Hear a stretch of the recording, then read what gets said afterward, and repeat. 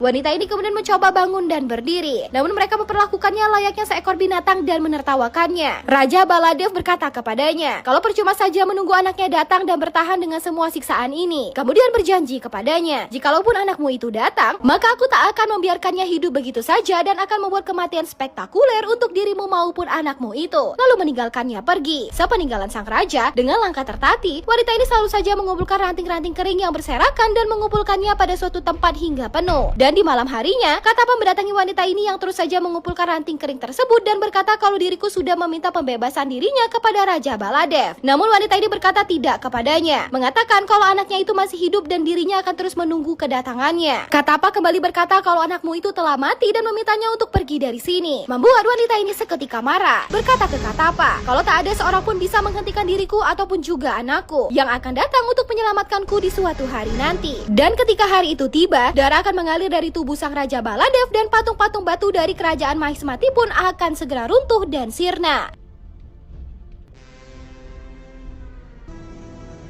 Ketika gadis ini akan bersiap memanah, tiba-tiba pemuda ini sudah berada di dekatnya. Kemudian pemuda ini mengeluarkan seekor ular dari bambu yang disimpannya, yang kemudian berjalan menyusuri anak panah pada tangan si gadis, membuat gadis ini hanya bisa diam membeku tak berani untuk bergerak. Kemudian pemuda ini kembali melukis tangan si gadis seperti yang pernah dia lakukan sebelumnya. Namun gadis ini mencoba memancing ular tersebut, yang ketika ular tersebut menoleh ke arah depan, gadis ini segera melesatkan anak panahnya. Namun tanpa disadarinya kalau ternyata pemuda itu telah pergi setelah menyelesaikan lukisannya. Melihat jejak kaki pada salju, gadis ini melakukan penelusuran sementara pemuda ini sedang duduk santai bersama api unggun sembari memandangi topeng kayu yang ditemukannya. Namun tiba-tiba sebuah papan melesat dan pemuda ini segera menghindar lalu bersembunyi di balik pohon sementara gadis ini terus saja memanahnya. Pemuda ini mencoba mengajaknya berbicara, namun panah si gadis tetap saja melesat membuatnya mulai kehabisan akal. Melihat sebuah lubang di tanah, pemuda ini segera menutupnya dengan ranting dan membuat jebakan untuk si gadis yang terus mendatanginya. Pemuda ini keluar merasa dia telah berhasil menjebaknya, namun ternyata gadis ini sudah berada di belakangnya dan menghunuskan pedang ke dadanya. Namun pemuda ini malahan tersenyum sembari menanyakan siapakah namanya dan berkata kalau dialah gadis yang selama ini dicarinya, yang kemudian mereka bergumul jatuh ke bawah. Gadis ini mengejar dengan pedangnya, namun pemuda ini dengan lincah menghindari serangannya dan berhasil merobek baju pada lengannya. Kemudian dilanjutkannya dengan membuka rompi pedang yang dipakai si gadis, membuat pemuda ini mulai melihat sosok seorang gadis yang diimpikannya, yang dilanjutkan dengan membuka ikatan rambut yang terurai panjang. Kemudian pemuda ini segera melompat untuk memetik buah berwarna merah lalu mewarnai bibir si gadis, yang kemudian membuat gadis ini hanya bisa berdiri terdiam di depan air terjun dan melihat bayangan dirinya yang sekarang tampak seperti seorang wanita cantik yang sangat anggun. Pemuda ini kemudian menunjukkan sebuah topeng yang akhirnya telah menemukan wajah di balik pemilik topeng tersebut, dan gadis ini yang menjadi tersadar kalau pemuda ini datang jauh-jauh mendaki tebing hanya untuk mencari diri.